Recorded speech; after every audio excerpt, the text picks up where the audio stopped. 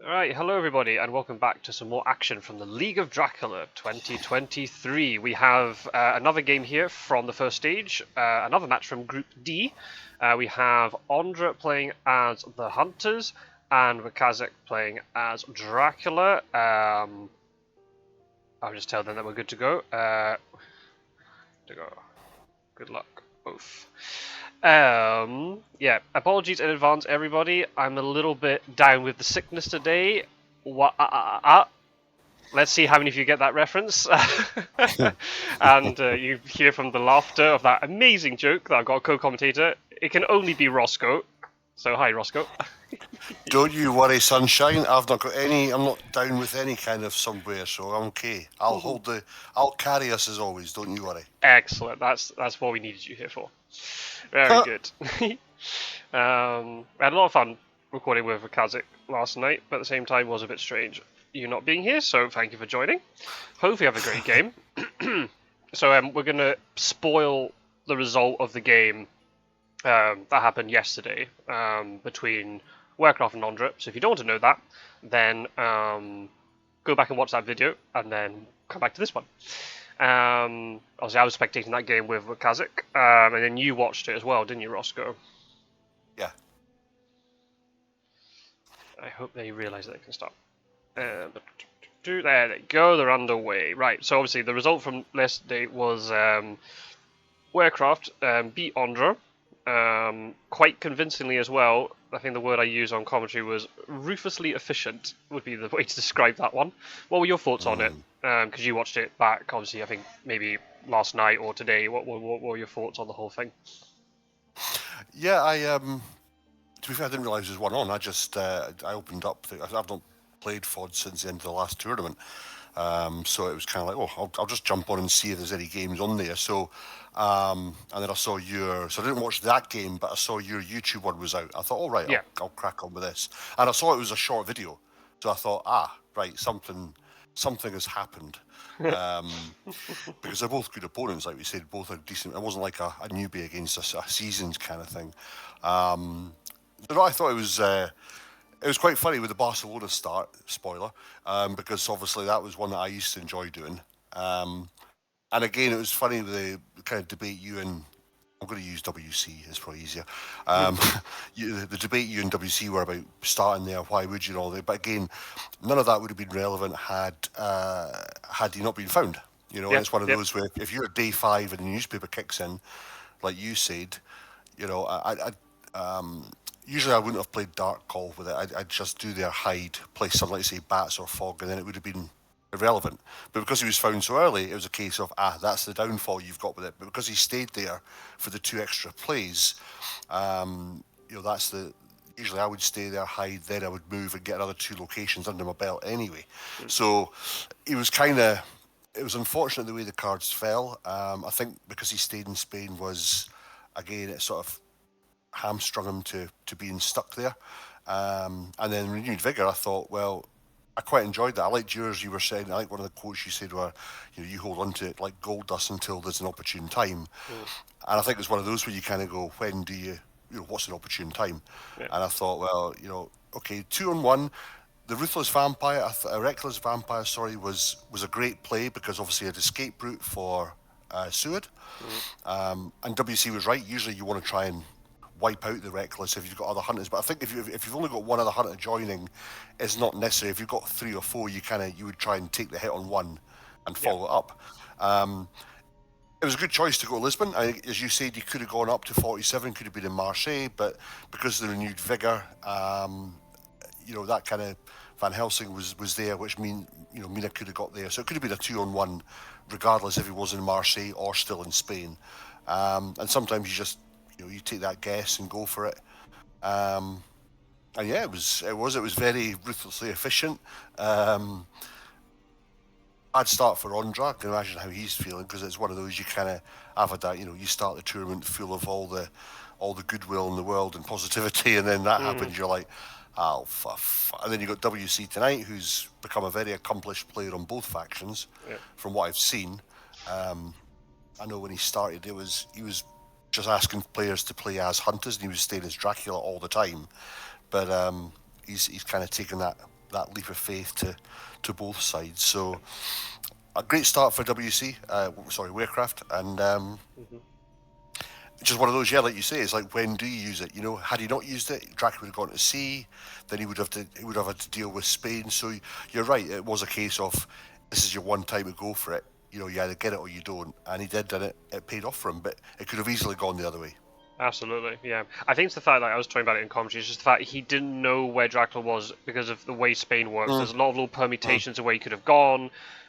Once he'd revealed with newspapers that it was Alicante, that kind of narrowed it down a little bit, because, in another world it could have been gone to Madrid or gone up to like Santander and back round to Alicante, but the fact he realized, like, well, the direction's going that way, but it's not like he was able to reveal it with a hired scouts and go, oh, right, I've got Radio Vigor in play, right, let's jump on. It was a little bit of blind faith there, but it worked out for him, and especially with Aggie in play, the fact there's the sea on one side, he just got him down to enough health, so he got the killing blow. But even if he hadn't, it was something I didn't say in commentary, but WcKaczek and I were talking about it afterwards. He was even preparing to stop the Escapers bat play by moving Van Helsing down to Bordeaux. There's only something I only realized afterwards, like, oh yeah, because it just, even if he did escape his bat, and he obviously he didn't die from doing it because of Aggie, well, where's he going to go to? Like, the best place he wants to go to would be Bordeaux, but Van Helsing's sitting there. Yeah, I know he can move away from it and all that sort of stuff. I don't know, can you escape his bat into a location with a hunter? I think you can, I'm not too sure. You can, it just means that, obviously, then it's escape his bat, but then you're stuck there with a hunter. And it's almost like a kind of, you've gone into a location there where you'd fight them as well, so... Yeah, well, then he'd be able to move off the space. Yeah, he covered him. But it's only and I think it was Clermont-Ferrand, and it'd be really limiting to what he can do. So yeah, because even the escapers bat, obviously Vaggie wasn't in play, which again is why she's top tier card. I was watching going, is he going to mention it's top tier? And then even WC said, yeah, Aggie's good. I thought, he's not even going to mention Aggie's top tier. Scot-sword can't even. So, because had he gone to Bordeaux and then Wolf formed, even if he was down to 4 health, you're down to 3. Godalming was loitering in Geneva, I think. Yeah. So it would have been a 2-on-1 next day between him and Van Helsing. Yep, sure. So it was going to be a big hit. All it needs is one of them to have heroic leap and pass it over and job done. So I think it's one of those. I think, as you said, because Mina hadn't moved when Van Helsing went to Bordeaux. Obviously, if Seward had gone to, I'm trying to think that if Seward's his movement, first we went to Lisbon, was his train move, wasn't it? Yes, I think it was a train move. Yeah, I don't know if he had rail there. No, whether or not he had horses or not to back up. I think he would have done. I think there was some moving around with trading. I wasn't sure. I haven't asked Work Club. I think there was trading around. So he could have potentially moved again. But then, is it to Cadiz or is it up to Santander then? Where is it you're going next? I think, I mean, it's one of those. You kind of assume, like you said, it was kind of sort of the obvious move on there. That's the problem with it. When Barcelona's a good starting spot with a hide, but then whenever I've done it, you want to move out of Spain. I don't like the whole. Plus, evil presence can pop up, and that's it. Barcelona's the only location doesn't show up in Spain on evil presence if Seward's in Madrid.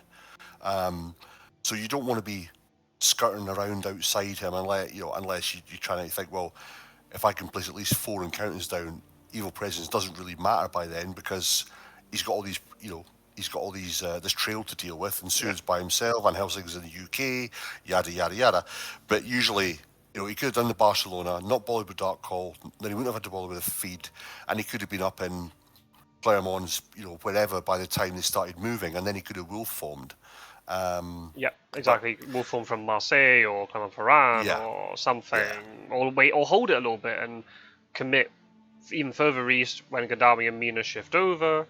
Oh, interesting. I'm just noticing a couple of things. So firstly, Ondra had Harker equipped as an ally, which perfectly makes sense, but now he's switched over to Rufus. So does that mean he's now picked up a newspaper and he doesn't need Harker anymore? That's interesting. I don't think. Maybe that's a surprising return, maybe. Possibly, but then surely you would just search with Rufus and use surprising return to get Rufus back in then, and keep Harker for the time being. I think he must have a newspaper. There's no way he would do. He picks up newspaper now. Oh wow, so that's 2 early newspapers. Oh, and it's another hide. This time in Amsterdam. But he's got enough time to deal with this now. The fact he's Yeah. That's interesting. Oh, a stake's already been discarded. Mina's got horse. Okay. So right, okay, because so Ondra's the hunt is on here. This will be interesting because I think this is one of those, isn't it, about when do you start moving and when don't you? How long do you give it? Yeah. You know where he is. Are you tooled up enough to go in and start dealing with it, or do you, because he's put the rumour down? It's one of those, isn't it? You've got to address it because otherwise it's potentially could be 7 points straight off the bat. Absolutely. So yeah, you've got to start moving up now. Would you be encouraged to, or look at where you are now? So Sue's got 4 items. Yeah. Would you be looking at potentially move Sued up to Bordeaux or just get him a bit closer? I'd say so. Yeah. Unless he just got absolutely like shite things. Yeah. Amsterdam's is a really awkward location because it's not on the rail line. Unless you got horses set up really, really early, it's quite an awkward location to get to. I mean, there are alternatives. You could get Van Helsing up to Edinburgh and then excellent weather across, or just does normal sea moves and you'll get there in time. But because of this hide card, whatever it is, he has to commit 2 hunters to it. And even then, depending on what the encounter is, if it's a bat, 2 hunters will be enough. If it's fog, well then that's potentially the end of it, depending on what the timing of it. We know how aggressive WC plays as Dracula, so it could potentially, he could have even thrown down double vamps. He's not adverse to holding them off. He likes to really get in, kill hunters as quick as he can. With the aggressive. Even playing as Drac, I've seen him in combat. He plays aggressively. Early use of speedy telegraph. Interesting. Long night. Okay, so he's and they're gonna use long night.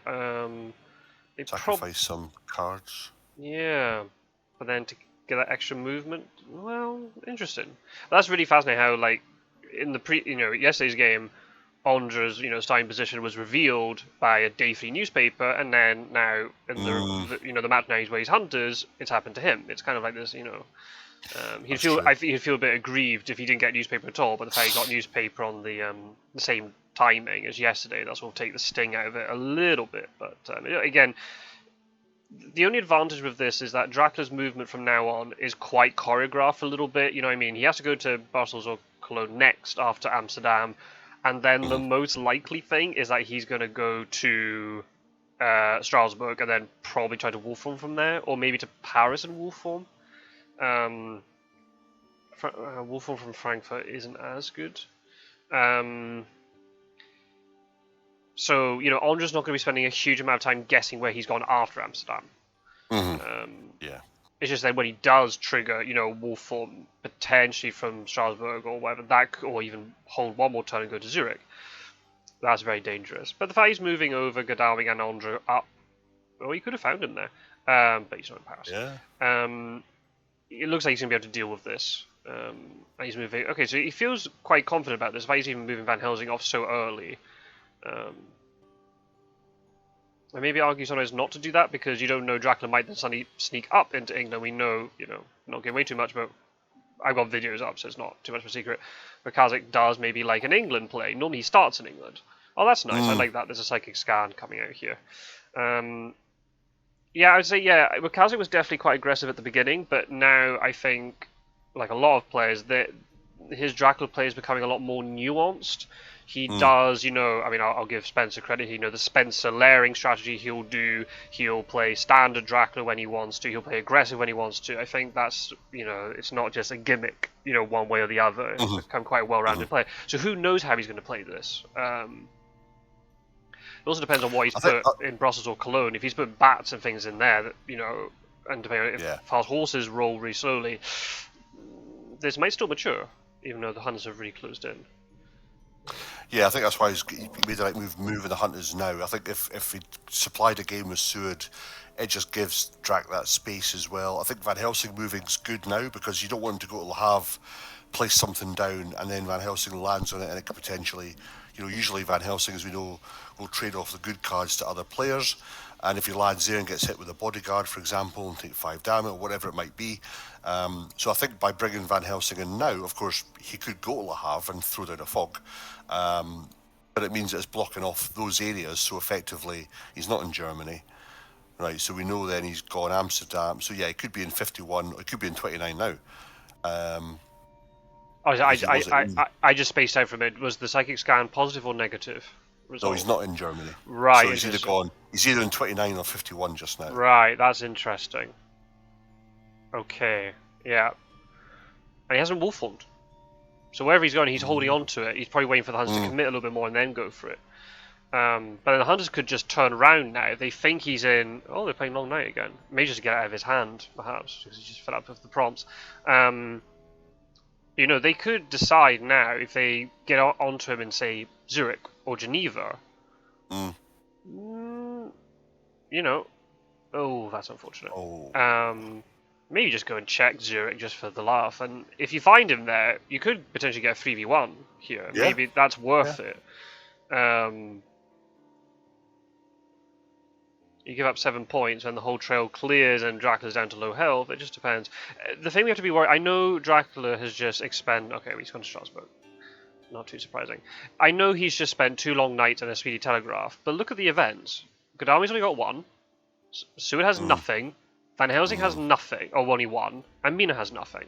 So I know they spent 3, but the hunters are really undersupplied because he's having to move early. It's not like I'm saying it in a way like, oh, stupid hunter play. No. It's because he's having to move early due to the encounter, but this is the advantage with this.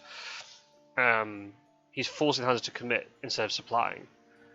So even if this encounter doesn't mature, Dracula's still in a decent spot. Because, you know, hunters are not going to have those big events that will hurt him. And again, that's the benefit of if you are going to play hide on your first card move, start moving immediately afterwards, so that you've got that one extra location to play around with. Because if he'd done the same, if he'd gone Amsterdam, head, dark, or like for example Amsterdam, dark call, feed, hide, he would have been stuck in Amsterdam, fair enough, with a hide, 3 in, 4 in, and all of a sudden, the hunters can be there anyway. So, being able to just not be stuck. I think you said that in your comments. Like, if you are going to do the hide, you then want to start getting as many locations under your belt as you can. I don't like staying. I rarely use dark call because then you have to use feed. And to me, it's like unless you're, there's nowhere on the map that you can be that safe away from hunters, unless you're far east and they don't have horses, then potentially. But as we know now, the whole thing is everyone just gets their fast horses loaded up straight away, and that's it, job done. So yeah, I don't like speed stuck in one spot more than just the hide and then get moving with it. But yeah, I mean, he could have, like you say, wow. Right, Godalming couldn't have got 24, so he's... I don't know if you've realised... There we go. So this is very interesting. Oh, wow, okay. There's a couple of weird things here. The fact that Mina rolled well with horses, instead of going to Amsterdam to start trying to deal with this, he moved aggressively to try and get him in Geneva. And now he's using his long night to move. He moved Godalming to Strasbourg, I'm not quite sure why. And he gave Dracula a card, by the way, for doing that. And now he's in a night fight with a reckless vampire. Was a reckless, yeah. And one of the items is garlic reef. He's still got 2 more, so he had garlic reef, horses, plus 2 other things. Interesting.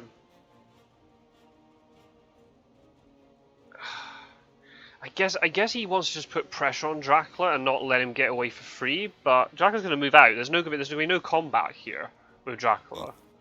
There's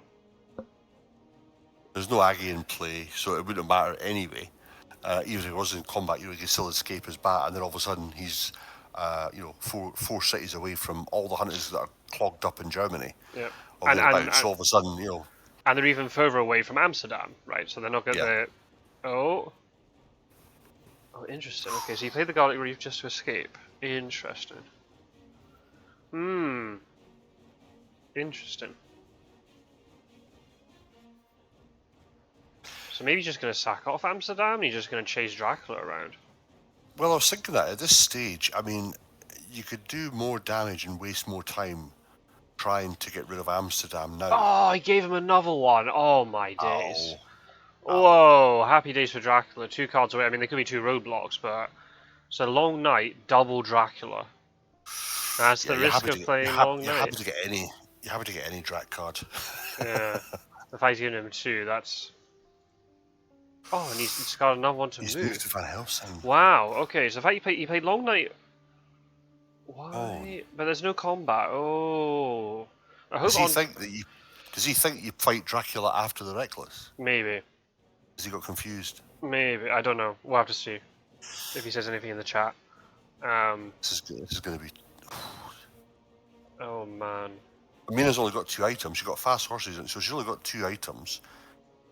2 combat. Well, that's right okay. enough, I mean, if both Sud and Mina jump onto Dracula tomorrow, they've got 4 combat items between them. That's still...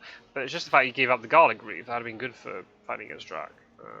Could you disguise it as an event card? Oh. Heavily Host? Ooh, right, now we're in danger territory. Dodge fangs. Ow. Oh yeah, and then the thing is, it's an ambush, so he'll get point for the bite, for the fangs, and then for the death on top, if Mina does indeed die.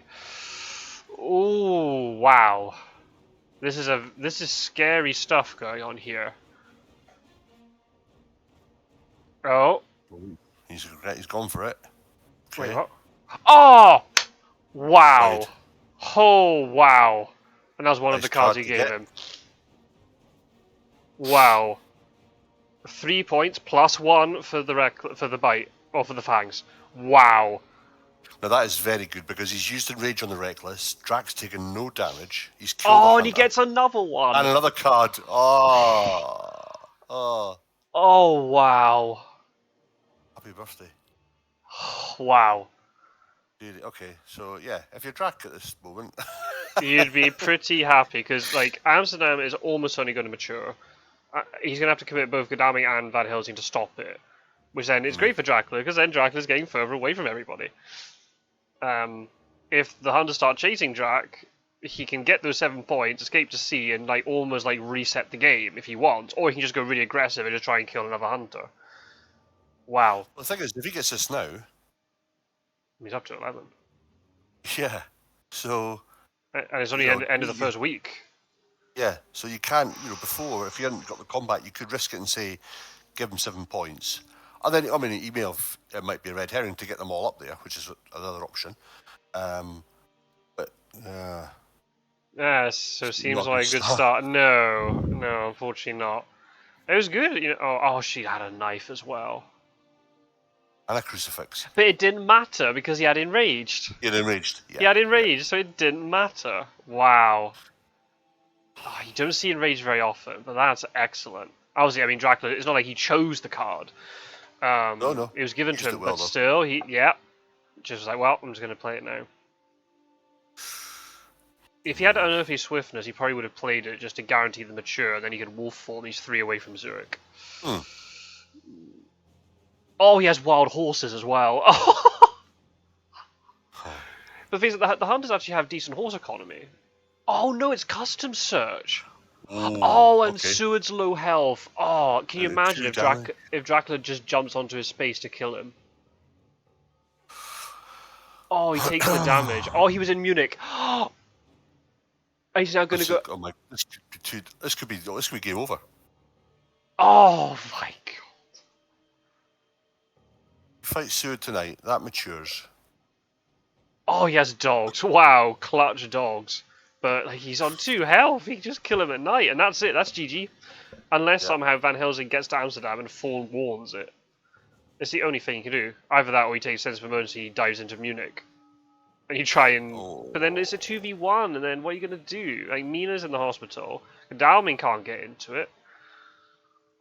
This is a... I feel sorry for it. It's a bad situation. Oh, wow. I mean, one would say it's a bad situation because it's been orchestrated by Ondra himself. There was long nights, as you said. That's risky, especially with, look at that. So before that, there was like 57 cards in the deck. Those odds are, very high for Dracula. I mean, and there wasn't many cards gone before the long night. So Yeah. Oh, I mean, I mean, you'll get 3 points It's- for the 3 points for the Hunter Death if he manages to kill Seward. He doesn't have great strength because we would have seen it for Mina. yeah. I mean, you'd imagine WC's good at combat as well. So Wow. I've never seen such a sorry, unfortunate state of events. Yeah, just go for it. Just go for the claws. I mean, okay, he can do it with the rifle, but as Dracula, you just want to play as aggro as possible. oh yeah. I mean, I know you're saying a couple of damage there, but The problem is there's nothing else Seward can, anything else he plays, he can't afford to take any damage because everything's going to do 2 damage to him. yeah, absolutely. I mean, he could get out of it. Dracula could play a strength, and he just escapes. But then as Dracula, do you just but then Seward heals you up to 4 health. You don't. No, I don't know. Maybe Dracula's just got loads of good fighting cards. Oh.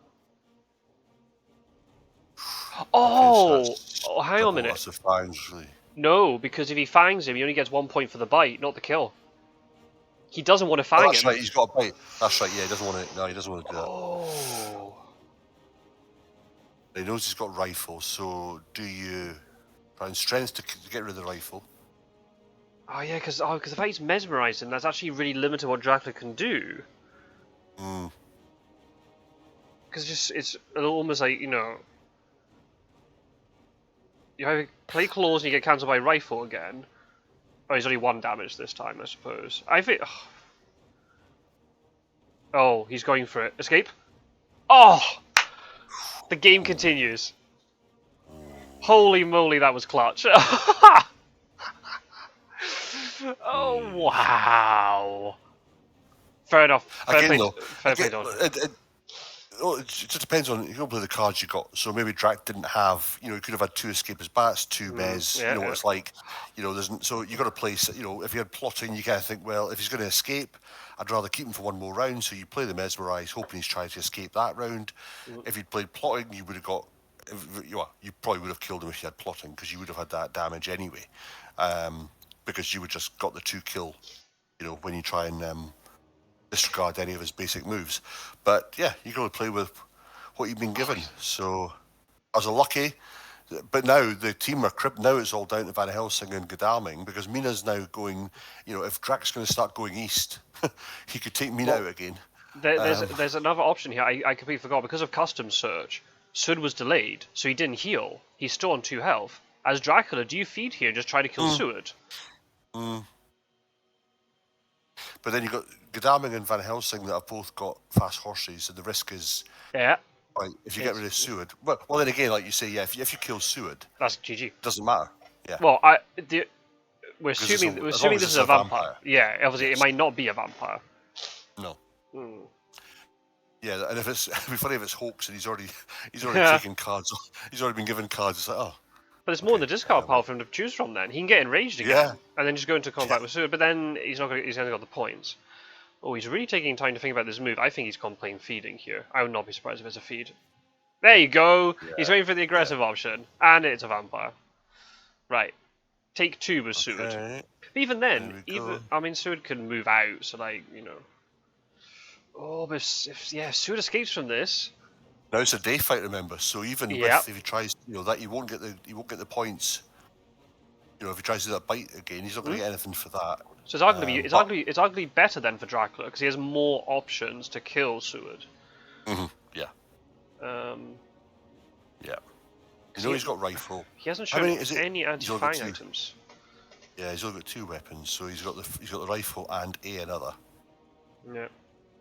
I mean, being a supply, she might have magically got a great strength, but she night supply and she got an event out of it. Oh, let's see. Fangs. Oh no, he's mesmerizing. Oh. Okay. Yeah, because obviously strength now doesn't destroy the weapon, so that's. Yeah, I mean that's why he doesn't need to destroy. He just needs to just take the 2 health of Seward, and that's it. He's got to try and get him with summon. Yeah. Ooh. I think you would just fang, wouldn't you? I mean, if you've got 2 fangs, I would fang now Yeah, because Because he might have heavily host or what, and if he dodges, fine. The next move is going to be aggressive. If you fang again and he's got the rifle or tries to skate, you'll get something. Unless he has got a knife, then he's got to dodge. Yeah, he's dodged it. Oh, he's still in it.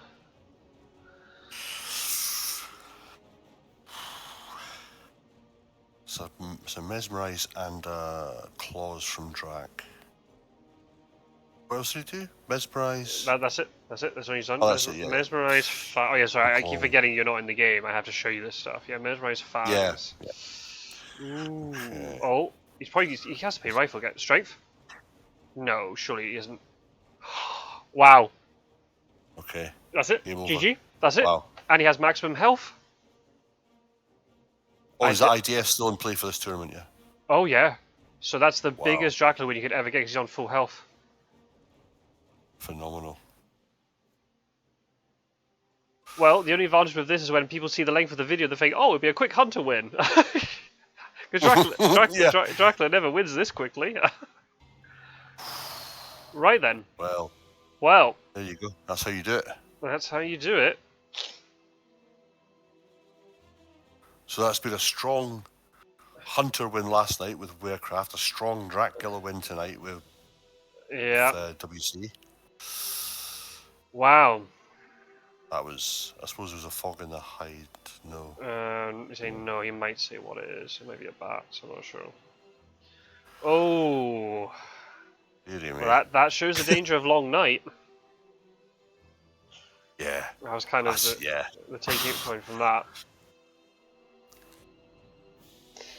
Wow. And how long was that? 30 minutes. Holy moly. You think you've seen it all, and then nope, this game just continues to surprise you. Wow. Wow. I guess word of positivity to Ondra is there's a long way to go.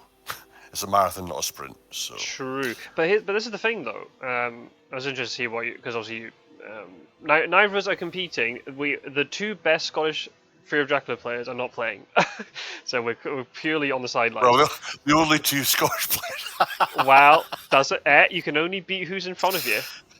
Yeah. The first stage is now shorter. Instead of it being 12 games in the first stage, it's only 8. Before knockout to the next round. Yep. Oh right. Okay, so he doesn't have that luxury of. That's the thing. He's now, obviously it's gonna be the same for lots of people. They play 2 games this week, but that's that's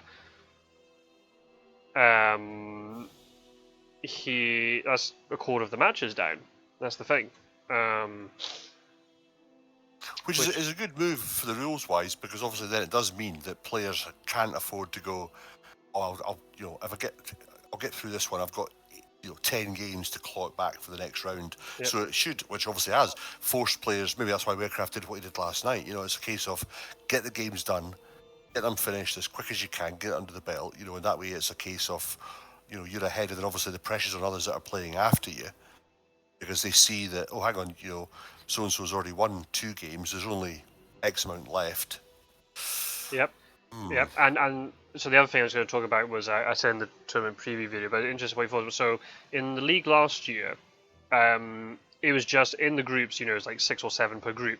It was the top 2 that automatically went through, and then it was the 2 for, the 2. But there was no advantage if all you had to do was just get into the final league. But you had no advantage if you won the group or not. It wasn't like seeded, was it? Yeah. No. So what we've done this time is there are 3 stages.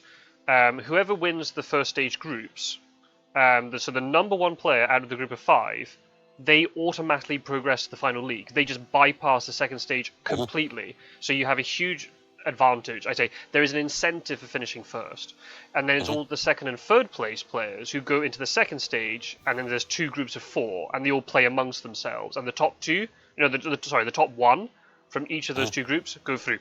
So then out of those 8. 6 are eliminated. And it's only a small group of 6 matches, so they're very critical. So there's a lot more incentive now in terms of if you want to guarantee your spot in the final league, you have to finish first. If you finish second or third, that's still okay. You're not eliminated completely, but you now got to go into this very awkward, playoff stage where if you finish second, you're against at least, you're going to be against another second place player plus 2 third place players, and it can be really tight.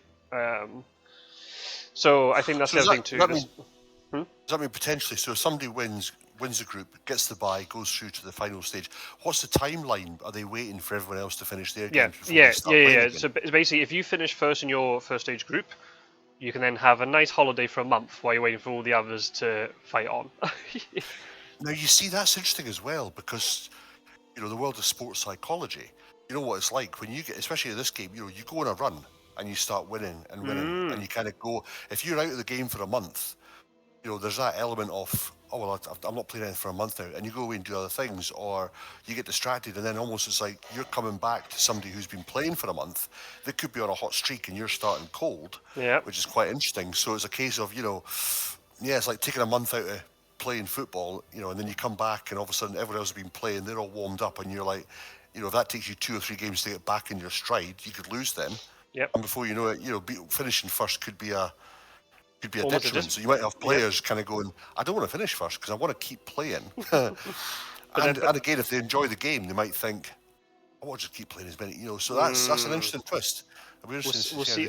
It's that balance. I hadn't thought about it that way. I thought it was like, well, the ones who go through in first place, they have an advantage, quote unquote, because when it goes into the final league, they would have played fewer matches, so they're more fresh potentially. But as you said, it's not the timeline. It's not like it's the same timeline. It's not like it was 9 weeks of competition, and they're just playing fewer matches within those 9 weeks. It's the same for the first 5 weeks, and then they got suddenly 4 weeks of nothing. But then there'll be others who say, well, if you have to go through the second stage, you're going to be tired. There's going to be a week break for them. So the ones who are in the second stage, they don't go straight into the final league. They've got a week to sort of like just decompress and recompose. And I've got to organise all the fixtures and anything anyway.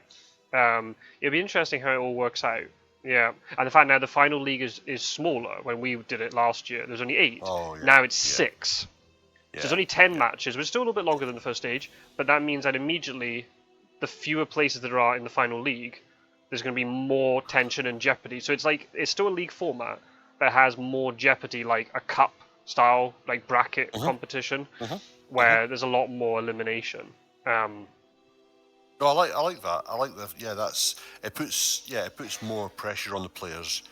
I like the fact, as you said, that if you win, then quite right, you should get a bye because you've already beaten those in front of you to go to the next stage.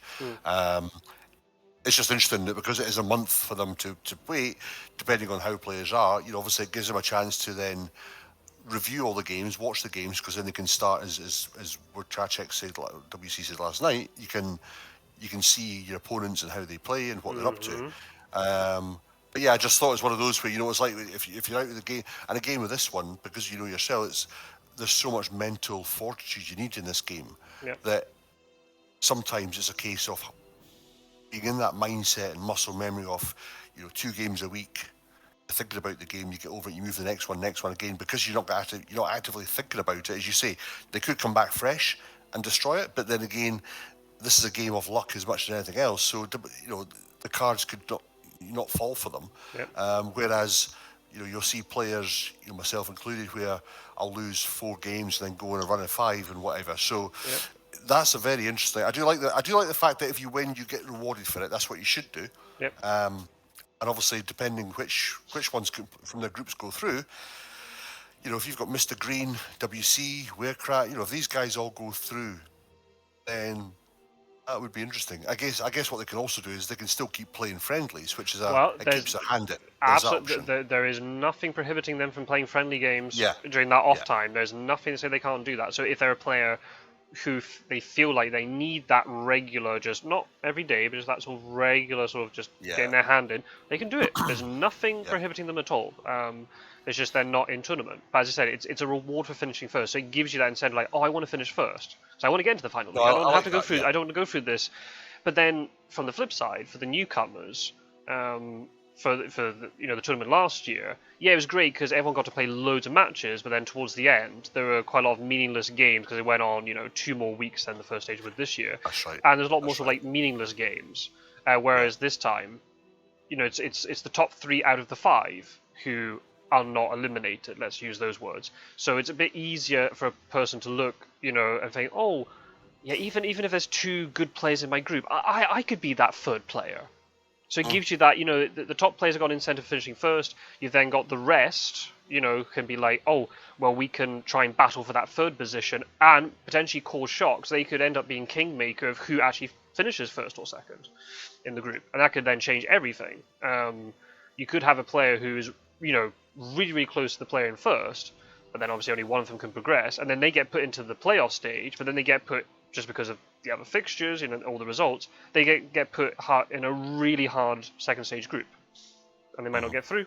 But that's just the way it goes, and that happens. We talk about football often enough. You know what I mean? Look at the things like the FA Cup. That's not seeded. It's just whoever you play, you have to play. And if it's 2 big players playing early on, well, or 2 big teams playing early on, that's just the way the cookie crumbles sometimes. And I was saying to WcKaczek about it, because we were talking about it before the draw. Who would he fear being in a group with? And I did say, well, if you want to be the best, you have to beat the best. So you have to almost be prepared to be like, oh, well, I have to go into this group of Werecraft, or I have to be in this group with Mr. Green, or Pizza Wizard, or whoever, or Spencer, or whoever it is, right? And I think, they've been distributed. I mean, the way I did it was in a way that the top-seeded players were distributed more or less evenly. But then even when you look at the way the newcomers that I'm aware of, and that, they've been fairly well distributed too, I'd say. I think all the groups are fairly even. Group D is the hardest, I think, just because of just, but maybe not. Have you got the groups you can bring up on screen? Yes, I do actually. I use that for my video. Do you want that to be in the video, or do I just stop recording? Or do you want to in the video? Yeah, put it in the video, because if there's people that are watching that aren't aware of it, they can have a look at it. Okay, right. Let me quickly tab out of this then. Oh, this is now behind the scenes with Scott. Let me pause the recording while I get set up, rather than having all this downtime. Okie dokie, right, we're back. Okay, let me change. I don't want to be showing Fury of Dracula anymore. Very professional operation we've got going on here. I think if I do Chrome, is that going to work? No. Seamless editing. Right, can you see this? No, all I can see is still the exit screen from. Oh, bollocks. Okay, right, okay. I'll pause the recording and start that again. You could jump on recording it, because this would be good for people that aren't playing the game. They'll let them see how it's set up as well. Yeah, absolutely. So I'm recording now, so that's all good. All right, good. Okay. So people would have seen the tournament preview video. Here it is, but seemingly Rossco hasn't seen it. So here you are. So yeah, here are the 4 groups in the 1st stage. Yeah, I don't watch that guy's channel. It's shit. Apart from the game yesterday. Yeah, and the ones that I'm on. Okay, this is quick. Oh, so who's back? So Randov's back. Birch Malley. All right. Okay. Yeah, Gyro. So all the ones. Well, the ones in yellow are people who haven't participated in tournaments before, but obviously people like Captain Gyro, WcKaczek, you see, and JB Philly, I think, was in the community. Yeah. And the ones in white are. They are. So the way I did the seeding for the groups was, if you're a player who either finished in the final league of the League of Dracula last year, or if you came in the top 3 of the spring regionals, either the American League or the European League, you got top seeding. Okay. Because obviously, I could have done it just based upon the spring regionals competition, but then people like Werecraft, for example, didn't participate in that. And obviously, based upon Werecraft's performance in the League of Dracula, can't really give him non-seeding type of thing. Then the ones in white are people who have participated in tournaments before, but did not meet those criteria that I just said. And then the ones in yellow are just brand new to tournament. And I can't give them preferential seeding. You know what I mean? I can't say, all right, we'll split them because who knows how they're going to do, right? There's loads of them that I don't know. So interesting that. Do you remember the last guy? Was it Bugs? Yeah, Bugs B. Yeah, I was talking about him in the preview video. Yeah, that was interesting because he just came out of nowhere, played really well, and disappeared. Yeah, I wonder if he'd be back. So. Well, Bugs B, if you're watching this, I'm trying to contact you to play. So come back to Discord and say hi. I haven't heard from him since. So I don't know what's going on. But that was one. I made that as a really clear point. how you can't, just assume that new players to the community are going to play, are not going to perform as well, because he came out of nowhere and did really well. Oh yeah. So I got someone like Spencer, for example, who in the League of Dracula last year, I mean, he'd probably underperformed, but has now become a really well-rounded player. And I said, he was second in the European League, and arguably he could have easily won it. It was just fine margins between me, him, and Mr. Green. On another day, it could have either been Spencer winning it or Mr. Green winning it. It was really, really close between the three of us. So people are going to improve at different rates. People will come in. Like someone I'm seeing Group D. I think there's Trayman character. I don't know anything about them, but apparently I've heard, and I think Warecraft said it too, that they've played a lot of the physical ball game. So they might have a lot of experience from that side, but then do they know about our meta, and do they know about the rules differences, and all this sort of stuff? It's gonna be very fascinating stuff. That's a good setup for the groups. Yeah, I like that. It was all random. It was just I put them into seedings, but then just the way they just spat out was just what I had like little like lottery bingo balls, and that was how I did it. Yep. So I like. Mr. Green's got a good group. Again, you can never tell, but I think I was mentioning him that I see he's come back out into the fold after his 3-month hiatus, and then he comes back and plays 5 games an hour kind of thing. And I said, "Oh, how you doing, babe?" And he came back, and obviously we were just chatting away. I said, the Scots-word's not playing this year, so he goes, "Well, yeah." He said, "The best I've done was second," so he goes, "I'm going to try and you got to try and win this one." But I think Mr. Green's a very, very established player, very good. On both factions, and I think again, those that you don't know about are the issues, because you don't know how they're going to play. And again, sometimes, like we've said this, somebody coming in that doesn't follow meta, abbreviated commas, can disrupt the whole fucking thing, because it's like playing it's like playing Mortal Kombat, and you know every combination, and somebody comes on and just bashes buttons and beat you. You're like, no, that's not how you do it. You've got to follow meta. So all of a sudden, these players are randoms that come in. They might do their own thing, and people, it can throw you like, well, why are you starting there? Because usually, we always start here, here, here. So I like that. I like that aspect of it. Is like, people just play how they play, because the board game, as you said, you start and you play that differently, even by setup and things. You start that differently than you would, face on a digital version. So that's interesting. That's a good. I like the fact it's short. I mean, that was the whole thing kind of put me off joining this one game, because the last one it was a case. I chose to join it. That was on me, but it was getting to the stage you're kind of like, oh, I'm running out of time because of real life stuff. I can't squeeze games in. So you play a game and you kind of like, I need to play it just because I don't want to, mess up the schedule. But yourself, if you're not in the mood to play it, it's like, okay, this is gonna, and that was the problem. But this one, I like the shorter kind of concept. I like you win, you get rewarded for it. No, it's a good setup, very good. And the other thing I'll make it's great to see the new starts. It's good to see new people again rather than the same olds. It's good that people are kind of coming out, and I mean, there's names there that I've never seen, which is great for the community. Yeah, so it's a 11-9 split. So so pretty much. And then I think there were 2 reserves. One of them was Renfield, who has played before, so that'd be one, another white player. Yeah. And then there's another player I'd never seen before, so that'd been another brand new one. It's just because of the numbers. I was very picky. I was like, no, I want to do it this year with maximum 5 per group. I didn't want to have sometimes 6 per the group. Otherwise, they could have joined. And I was like, But in the rules document before, I clearly stated that if you sign up late, there is a risk that you won't be able to participate because of the numbers not working out. And it's just, it's just the way the cookie crumbles. That's fair. Everyone gets given the same amount of time to join it, and that's it. It's, as you say, it's easier for the whole thing. Having 5 makes it nice.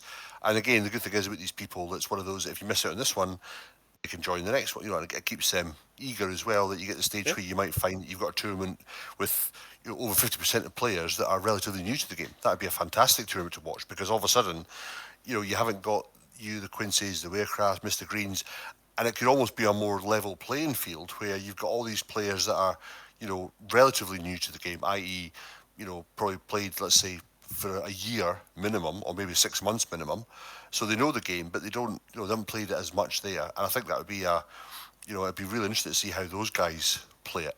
Yep. It's good to see it's continued the growth that it deserves.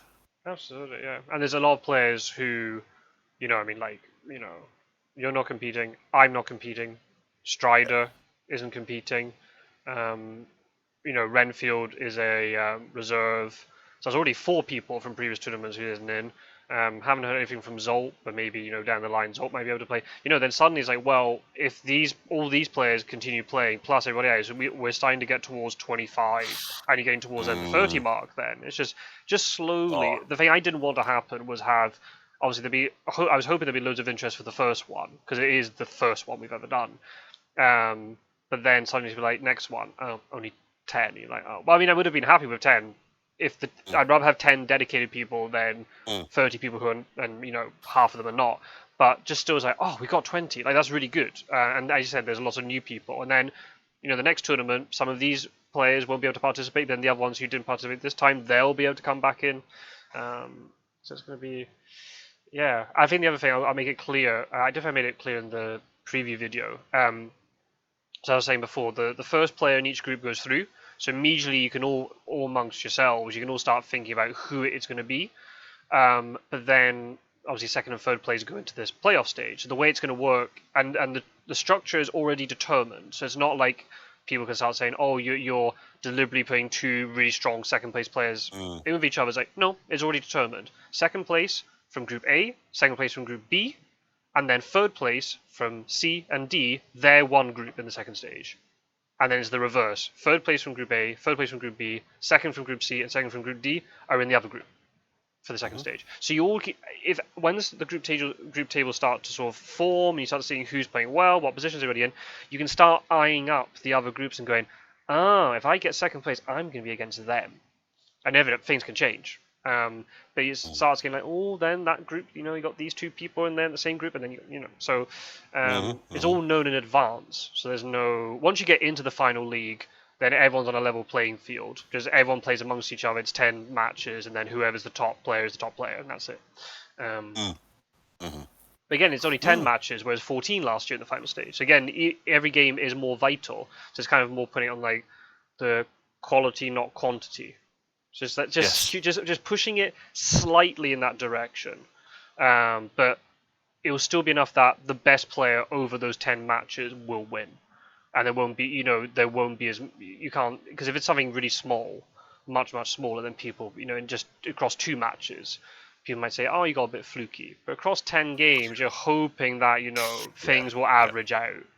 And by then, again, as you said, typically those that are going to be in the final stage are going to be, dare I say, the ones that deserve to be there because they played the best or they know the game as much anyway. So they deserve to be there. So then the final should be the best of the best. And if you get a couple of surprises in, then it's one of those where, as you said, like they've got less games to fluke their way to it. Not that anybody has, but I'm just saying that, the more games in a tournament and the way that other results go, somebody could win 4 or 5 and all of a sudden go through because all the other players, they've lost so many and what have you. And then they get to the final and it's all a case of, right, I can't really fluke it here because you're up against the best and you've got to know the game. Whereas this case, it's one of those where you're probably going to, and I like the fact that you've got the seeded ones, so it's one of those where, who will go through, like Group D, it's probably going to be between WC and WcKaczek, potentially Quincy there. Who's going to win that?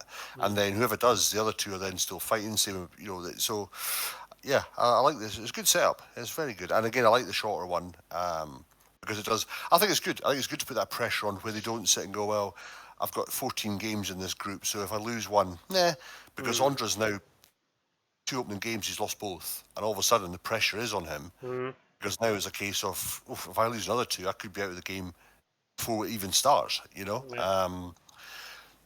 pressure's good. Pressure's good to have. But as I said, even if you've got a player, and we saw it in the American League last year with Strider beating Quincy or Ondra beating Spence or whoever, a player who's towards sort of the bottom half of the group, they might not be able to qualify in the end, but their result against one of the other players at the top could just decide the difference between who goes through first and second place in these groups, and that could change the entire complexion of the league. So I mean, it makes every game more vital. And out of all the players here, yeah, sure. I mean, you'll probably have people who you reckon would win. I've said it out loud. There's a couple of players. I mean, based upon the form he was in last night, I think WcKaczek has to be up there. But none of them are invincible. Everybody can lose here. That I mean, you saw it, in the league, in the spring, and last year, there's no player here. And if I was in here, I'd put myself in this category, and I'm sure you would too. We could lose to anybody. We're not going to be running around with 100% win rates. That's just ridiculous. It's just the quality between everybody is just close enough that there's going to be shocks, and that's going to be really, really cool. So yeah, we were talking about it off camera. Yep, the length of the tournament is still very long, but it's because but then the stages themselves are a little bit shorter. So it'll finish a week earlier than last year. So yes, it is a marathon, but in a slightly different way. The structure is a little bit different. So it'll be yeah, and we'll see what the reception of the community is. If they prefer this structure, then we can run with this in future. If they prefer a different structure, then we'll do something else. I'm open to experimentation. So we'll see, and we'll see how it all pans out. I'm just gonna open mind. I noticed Peter Seeley's not in the tournament. Did he not fancy it this year? No, because he didn't participate in the European League either. I think he's more than happy playing his friendly matches and then just organising all the results. I think he's more than content with it, which is fine. I mean, it's a different thing, and then I mean, we've both participated in tournaments. It's not the same as playing a friendly game. You want to put a lot more. I mean, we've talked about it loads of times. There's not a game that you can autopilot your way through it. But when you know that there is a league position on the line, that adds that a little bit more. It's just there's then that's another thing. If we talk about psychology of players, but also just mentality. You see it with all types of you see it in chess, and you'll see it in football, or goodness what else. You might have the skill, but then do you have the mentality to play? Or you have the reverse. There are people who maybe are not as capable, in terms of skill, but they have the mentality. And there's how does that all weigh up against each other? So. Yes, it's funny that it's like I said, you're always playing the individual rather than the game, and it's kind of you start to pick up on. It's like playing poker. You're not necessarily playing the cards, you're playing the people, and the more you start to know how opponents work, so you start to know. Wouldn't divulge in how players play for those that are listening if anyone wants to see. But for example, if I play Mr. Green, I know he'll play a certain way in combat, for example, because you just get to, people have all got their tales and they've all got their kind of, this is how we do things, even if they don't, I'm not saying they do it continuously, but they'll have a way that okay, this is how this player typically will do this, and you only get to know that by playing them, consistently and getting to know how they do that.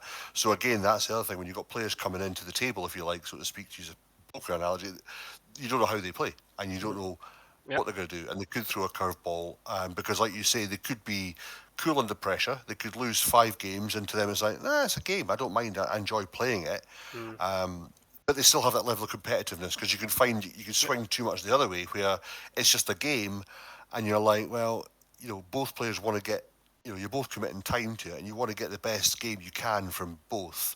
And if somebody's kind of like, I've lost anyways, it doesn't matter, almost like throw the game, then you're like, all right, it's a victory. It's almost like a hollow victory, because it's like the other team never turned up, Whereas with this format, I do like, because again, everyone that's there, they are competitive. From certainly all those that I've played, they're all competitive. The ones that I've seen, play, I've jumped a couple of times just to see if there's any games playing.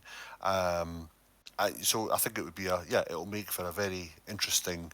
And if the games are anything like last night's and tonight, it could be you could have your bank of videos out. It could be the shortest. Like you could have 6 games that are less time than it takes for you, me, Strider, and Rookamania to play one game and talk about it. All of a sudden, you'll have like 300 subscribers. You're like, oh, it's only 30 minutes instead of 4 hours. Fuck that. I don't think that's going to carry on for the rest of the tournament. We're going to have some epic ones thrown in. But we had that in the previous league, where we had some very quick wins as well. It just, Yeah, it But just the thing is, depends on the day. these were epic short games. That's Yeah. what I like about it. You know, Mm. they were. It's like, oh shit, and obviously, so it's not a case of, WcKaczek, it was whitewashed. This is what happened. It's a case of, oh, hang on, like, Seward got away there. You're like, okay, does Drac feed the scene? And last Mm-hmm. night's game, Werecraft, like you say, Werecraft didn't go to Lisbon if he wasn't there. So although it's a nice little balance of it's been a great, it's like an hour. Remember, like an hour used to be the sort of minimum you get just before you even found Drac, and Yeah. now players are more, oh, I'm going to jump on it and do it this way and just, go for it, and that's it. And for the players, it's great because, again, they've played their game. They can put it to bed, whether they won or lost. It's done now. It's only taken an hour out of the day. Yeah. They're not mentally fatigued as a 2-hour game would take, as we know. I mean, the one I played with Quincy, I think in the first tournament was like 5 weeks, deep into the fifth week. You're like, Mm. I don't think this is ever going to end. And that's, we're playing it going, I mean, Quincy said, he's like, this is 2.5 hours long. And I'd never gone, and you're like, yeah, I know, let's just try and get through this, shall we? And that's where the mental fortitude kicks in, because again, you can't let yourself slip up one bit, Yep. because then all of a sudden the game takes a turn and, you steal victory for the jaws of defeat kind of thing, and vice versa. I think that's an interesting thing that you mentioned it too about poker and playing the opponent. And I mentioned that in the tournament preview video. If I was playing in this tournament, I'll say it now, and I've got no problems because I've said it on camera loads of times. If I see a Mr. Green and a Werecraft, those are the two that I would fear the most because the way that they play is a style that I find very hard to beat. They are just consistent, very good. But as I said in the tournament preview, just because that's my perspective on it, other people will be like, no, no, no, no, I fear Spencer more, or I fear Pirate Joe more, or I fear. It doesn't matter because everyone's going to have their own, preferences about what type of player they want to be against. So who knows how it's all going to pan out? And as you say, with people, you got people like WcKaczek or Spencer's played quite a lot. I think recently Pizza Wizard hasn't played much over the summer, but has recently been playing a few. Werecraft had quite a long break and now playing again. But then you got others like Pirate Joe. I don't think he's played much. Quincy hasn't played much. So and then Random. So it'd be really interesting to see then how they come back into it, how they adjust to everything. It's a game I don't think. I don't know how much ability do you lose over time. I don't know. I feel like for me the main thing is like from a hunter perspective, it's just trading. I feel like you become much more efficient, which is not playing a lot, but just that little bit. And that really helps. But I think it's one of these games where if you're experienced enough at the beginning, you can almost pick it up after a little bit. And you might arguably play better because you're not as fatigued from playing it. It's just that weird. Oh, yeah. Well, yeah, I mean, again, it comes down to that kind of mental fortitude. I think as well, looking at it objectively, I'd be the same as you. I'd be looking at Mr. Green, Aircraft. Spencer I would put in there. Purely, Quincy on previous tournament shows hasn't really been the player that we know he can be. Spencer's just come on leaps and bounds, and again, he's very balanced on both. And the way he plays, I have difficulty playing against him. Yeah. However, as you said, there's other players that have got, the whole layer thing that he does. I find that I'm sort of, I'm already apprehensive of him doing it. So I'm therefore thinking, right, I need to make sure that he's going to use his layers. So what do I do in the meantime? Am I going to clear his trail, or am I going to wait for his? Whereas I've seen other players, if he puts a layer down, they're like, fuck it, they just jump on the layer, clear it, move on, and all of a sudden it's like that's negated his sort of his opportunity to progress further, because they're just jumping on it, get rid of it, whatever it is. It can only be so many, because there's only so many cards. Is he going to throw down strong cards on a layer? Probably not. So you might be dealing with wolves, rats, or whatever. But I've seen players just go, jump on it, clear it, move on. Whereas, and again, it's like you say, the way that I would play, the way that you play is different. The way we approach the game is different. And for you, it's one of those where, because I know we joke, but you're 2 times world champion for a reason, because you're very methodical in what you're doing, and you've got a set on, okay, I'll do this, then I'll do this, then I'll do this. If you've got an opponent who's jumping on you or pestering you, that can knock your mindset out of sync, because you're like, whoa, Jesus, hang on a minute. Whereas you've got other players that go, not saying, you've got to have that nice balance of reckless and apprehensive. You've got to be able to pick and choose and just go, right, fuck it, I'm going to commit, I'm going to jump on, I'm going to kill them, and going with that mindset, and I think that's what's great about it. I say, objectively, it's any player can win. That's the beauty Yeah, about it. That's you know, absolutely. Yeah, that's the thing about it. Anyone can. You just never know what's going to happen. I mean, you like anything. You got your favourites because if you look, if you're someone that likes your stats, you look back and you go, right, well, we know that Warecraft pretty much when he went toe to toe with you in the tournaments, Mr. Green went toe to toe with you. So these guys, given two different results, would have won the last two yeah. tournaments. So And then same in the European League with Spencer. He was only IDS behind me. yeah, you know what I mean. That's so. Mhm. I think those are the ones. And again, in that case, it kind of backs up what you're saying that they're right to be seeded because they are the strongest in the groups. But yeah, I mean, all you need is, I mean, these people could have gone away and come back. It could have been like a fucking Rocky montage where they've gone away, come back, and now it's like, right, watch this. And I mean, Birch Malley, I particularly like him. I like him as a player. I like him as an opponent. He's good, and he's never quite there. He's like, I was gonna say Nicholas Jackson of Chelsea at the weekend, but fucking nobody's gonna get that note. But it's like it's like a striker, or for American friends, it's like a running back almost at the touchdown line. He gets tackled at the 1 yard line. It's Yeah. like he's almost there.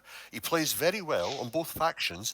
He just, I don't know what it is. I don't know. He just doesn't get the cards, or he just plays them at the wrong time. But if he just tweaked, and he may have, if he just tweaked that, he would be a very strong player. Because whenever I've played him, he's not a walkover. No, well, I mean, by any means.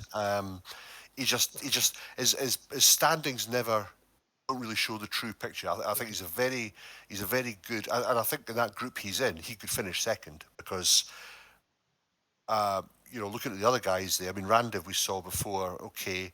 Gyro played a couple of times, the other guy, but no, if Birch Malley has, if he's fixed that last little chink in the armour, he's a solid player. He just needs to.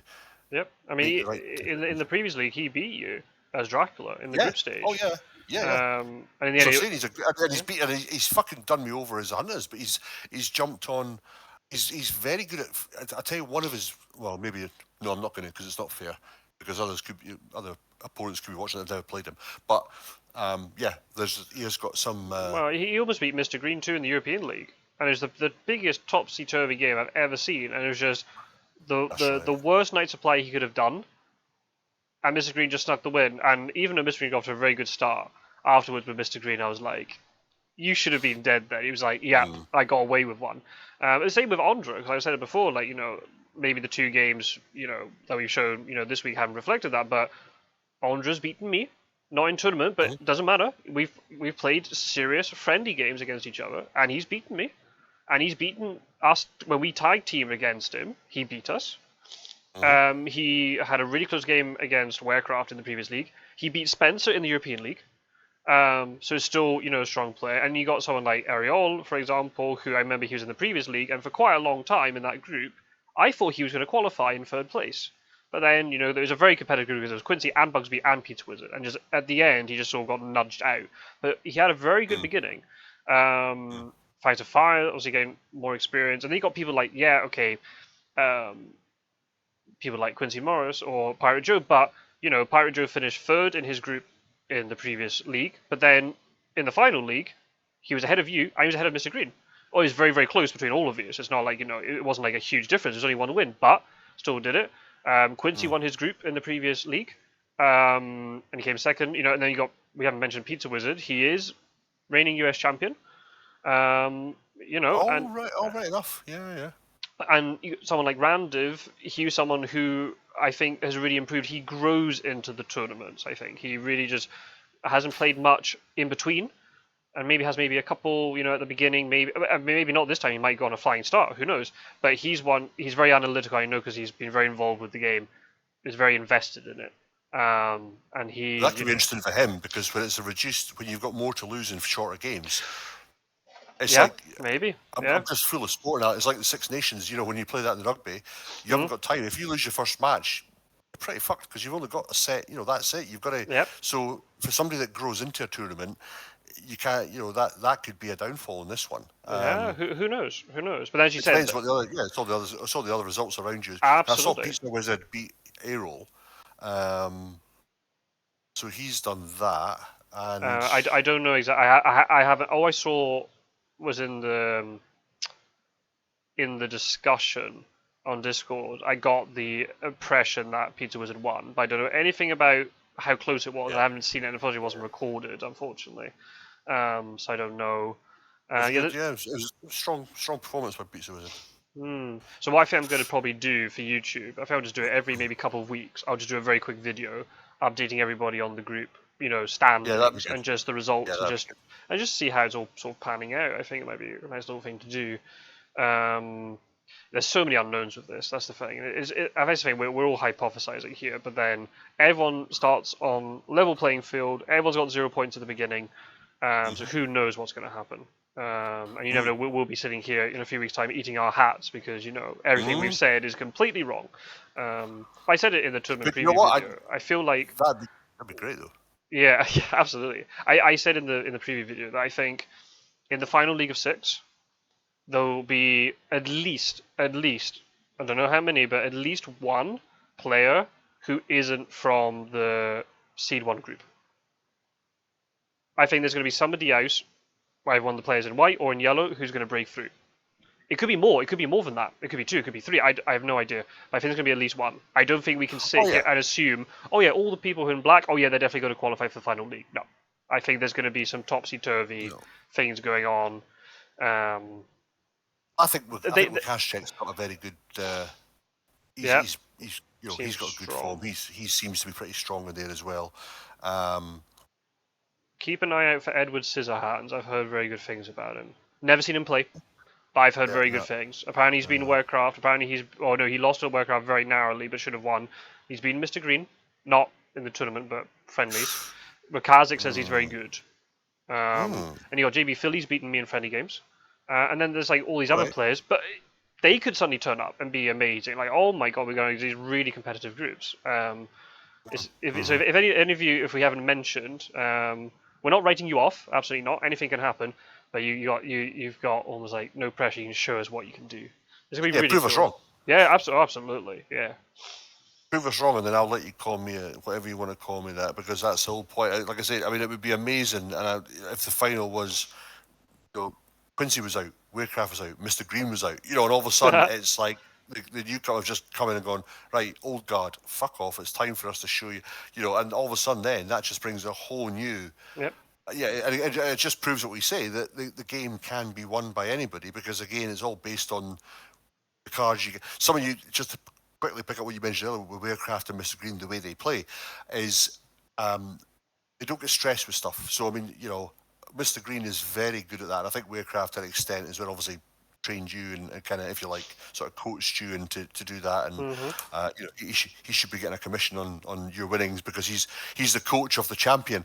But they'll never get stressed. It could be 11 points. It could be Wednesday in the last week. Mr. Green will methodically, just pick up his cards. He doesn't jump on things that he doesn't need to. He's very, I'll just keep doing this because he knows, in his case of, I'll get that. Because what he's up against then, I think, with that mental strength is when you are Dracula and you're thinking, I could win this. Holy shit. The pressure's on you. Because you're now it's not necessarily the chase, and if you go to sea and all but I've seen him do it so many times in games where it's almost a foregone conclusion, and then he'll pull renewed vigor, and he'll pull a speedy telegraph, and he'll pull blah blah blah, and it's just because he's not every hunter jump on Drac now. He's just played his game, done it as he does, and he's very good at that. He doesn't get stressed where. I mean, we've seen that before, when Dracula's found early or whenever, it's the temptation is, right, get every hunter there. If he's not ready to do it, he won't. And I think that's a testament to him. And Warcraft's of a similar ilk, where it's like, I'll just bide my time. But again, it's picking the right time to do things. I find that's my sort of downfall, is it's picking and choosing when to, I'll trade a card to somebody, and then the next play will be a case of, fuck, I need that card in the back now. Whereas they would hold on to it, and you would hold on to that card and think, well, actually, let's see, when do I need that? Whereas I'll end up doing it where I've done it, I moved too early or I moved too late, and then it's like, it's on the wrong card, and I could have killed Drac had I kept it on there. That's nothing down to the fact other than it's just my planning, because I've got the cards that I need. I'm just, again, when do you pull the trigger? But then there'll be flip side of that, there'll then be Dracula players who go against that type of mentality and go, oh, well, I know these players aren't going to be as trigger happy, so I've got kind of time to do whatever I want and set up my nasty little trap for them. But then there'll be the flip side, there'll be other players who are far more aggressive, and they won't give you the time to set up this nice, whatever combination of layers or counters or whatever. And again, you're going to have to just learn it as you go along by watching, by spectating other matches, or just by learning from experience when playing against other players. Yeah. Who knows? Yeah. We'll just it's all exciting. Yeah, exactly. We've only had 4 games so far. It's all endless possibilities. We have no idea. It's going to be close. That's all I know. It's going to be extremely close. And I think at the end of the day, whoever wins will be the deserved winner, just because they've played so many matches to get to that position.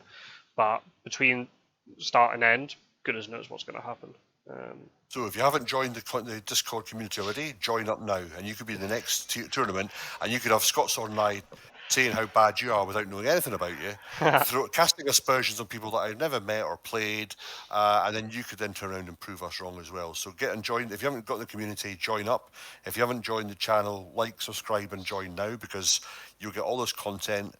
If you haven't played in the tournament, you'll get to see most of the games that Scot-sword can record. You get his analysis. He is a 2-time world champion. He normally milks it, but he's been quite humble tonight, so I'll say it for him. I'll just interrupt you to say, just to make this really clear, the second one is unofficial, right? I'm just European champion, and I played Pizza Wizard in like an exhibition match. That does not make me 2-time world champion. Let's just rate it in a second. You're changing your mind now. Every time I've seen you do it, it's 2 times champion. Hear my medals clink. No. Check my YouTube channel about information. It clearly says only world champion once. Don't you start. I don't want anybody to start saying, "Oh, he's not world champion second." No. So you're world champion and you're European champion. That's it. Thank you. There you go.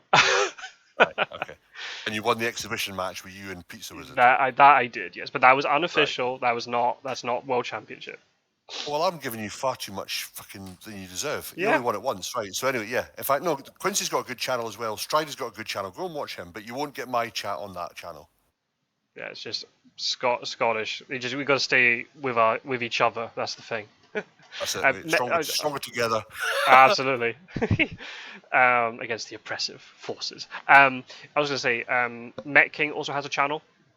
So go and check out Met King. Yeah, Strider has a channel. Quincy, obviously, all the stuff I learned was from Quincy's channel. So Quincy will be hopefully recording. That'll be really great. Who else has a channel? No, WcKaczek's probably going to... I don't know, WcKaczek might do his own recordings, or he might just hop on with me. Ondra. I'm not sure. Ondra had a channel. He recorded some last year. That's true. Ondra does have a channel. I don't think he's recorded the 2, this weekend, but later on in the tournament, especially if I can't record his matches, he might record them. So yeah, all the links are in the description, folks. They're already there. So just go in there, subscribe to everybody, and there's a dedicated playlist where all of the videos from the league will get chucked in. So it doesn't matter if it's mine or Quincy's or Ondra's or Strider's or who else, Met King's. It doesn't matter. But they're all going to be in there, so you can check them all out. So that's great. Okay, I think we've padded out the video enough. Yeah. We're getting to the point where it's our usual kind of that's been an hour and a half. So that was, and then that way they'll look at it and go, "Oh, it's an hour and a half game." Joke's on you. And then, meanwhile, we're seeing this with this elaborate plan. I'll just look at the YouTube analytics, and as soon as the game ends, the viewership just drops to 0. I come on. Oh, an asymptote. There you go. That's trigonometry equations for you. Tan function reaching an asymptote is just vertical.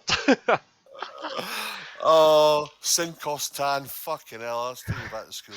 Right. Okay. So Rossco and I are going to go off and reminisce about fucking standard grades. Oh no, there weren't standard grades for you. You're even older than me. No. Right. Thank you for watching, everybody. Feel free to leave your comments below, and I shall see you in the next game. Hopefully there'll be I don't know when this is going to come out. There's another game I'm planning to do tomorrow, that hopefully with Met King, but then you might see this video after that. So anyway, check the playlist. They're all there. Right. Take care, everybody. See you next time. Bye-bye.